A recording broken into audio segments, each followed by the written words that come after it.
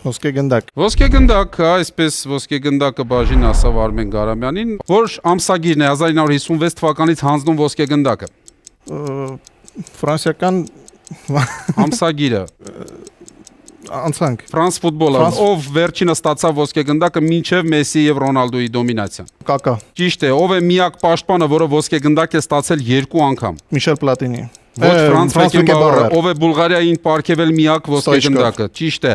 Հոլանդացի այս ֆուտբոլիստներից ով է ավելի շատ ոսկե գնդակ նվաճել՝ Յոհան Կրոյֆը թե Մարկո վան Բաստենը։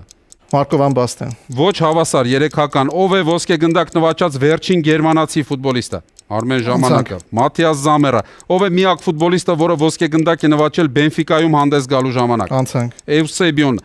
Այդ ֆուտբոլիստը միակն է, որը ոսկե գնդակ է նվաճել 3 տարբեր տասնամյակում։ Քրիստիանո Ռոնալդո։ Ոչ Լիոնել Մեսսի, ով է ոսկե գնդակի համար քվեարկությունում ամենաշատը գրավել երկրորդ տեղը։ Քրիստիանո Ռոնալդո։ Ճիշտ է, եւ վերջին հարցը։ Մադրիդի Ռեալի թե Բարսելոնայի ներկայացուցիչներն են ավելի շատ ոսկե գնդակ նվաճել։ 5 վայրկյան։ Բարսելոնա։ 3, 2, 1 պատասխանում է Բարսելոնա, իսկ այստեղ եւս հավասարություն էր 12-ական ոսկե գնդակ է նվաճել այդ ակումբների ներկայացուցիչները եւ Արմեն Գարամյանը տվեց 3 ճիշտ պատասխան իր երկրորդ փորձից